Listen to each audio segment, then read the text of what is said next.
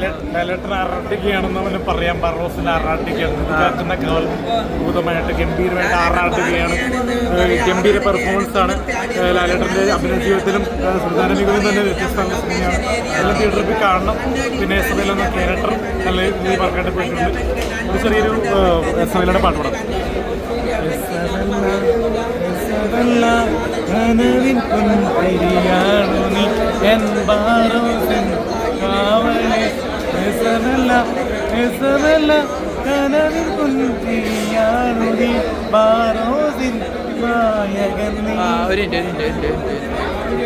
ലാലേട്ടൻ തകർത്താടി എന്ന് പറയാം. പിന്നെ അതുപോലെ ലൊക്കേഷൻ ഏരിയയെല്ലാം നല്ല ഏരിയയാണ്. പിന്നെ കുട്ടികളെല്ലാം കാണേണ്ട സിനിമയാണ്. എല്ലാവരും കാണേണ്ട സിനിമയാണ്.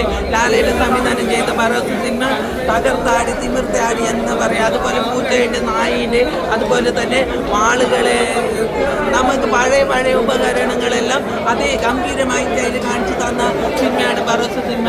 അതുപോലെ തന്നെ ഇത് ലാലേട്ടൻ്റെ ആയ സ്റ്റൈല്, രണ്ട് സ്റ്റൈലുണ്ട്. അതുപോലെ കഷൻ്റെ ആയ സ്റ്റൈലുണ്ട്, മുടിയുള്ള സ്റ്റൈലുണ്ട്.